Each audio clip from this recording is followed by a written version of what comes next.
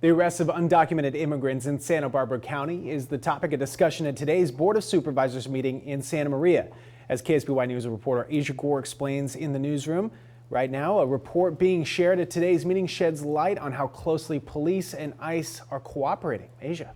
Good morning, Dustin. A fairly recent California law called the Truth Act limits the relationship between local authorities and federal immigration officers known as ICE. And when they do cooperate, local jurisdictions must inform the public through a public hearing like the one that's being held this morning.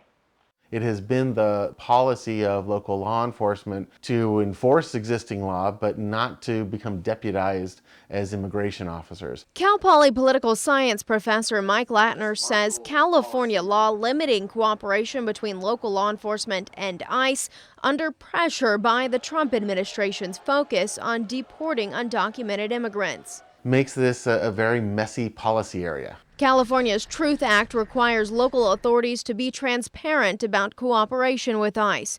In its newest report, the Santa Barbara County Sheriff's Office says it received 414 requests from ICE in 2018, a 20% decrease from 2017. The number of ICE pickups down 70% over that same time, from 351 to 98. But Abe Melendrez of Santa Maria immigrant advocacy group CAUSE says any cooperation is too much. Immigrant communities feel that if they were to report a crime or if they were to call the police for assistance, there's a lot of fear that they too will be affected by deportation policies. And Latner agrees. We don't want people not reporting crimes. We don't want there to be a situation where we're driving people further back into the shadows. Lieutenant Eric Rainey says the sheriff's office does not alert ICE of undocumented immigrants. It only takes calls.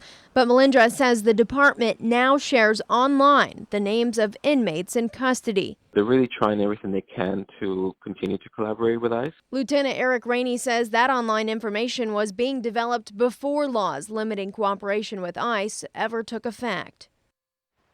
And the community will have an opportunity to weigh in at this morning's meeting in Santa Maria and offer input on that relationship between ICE and the Santa Barbara County Sheriff's Office. Live in the newsroom, I'm Asia Gore, KSBY News. Important step for the community to be involved. Thank you very much, Asia. And that meeting starts at 9 a.m.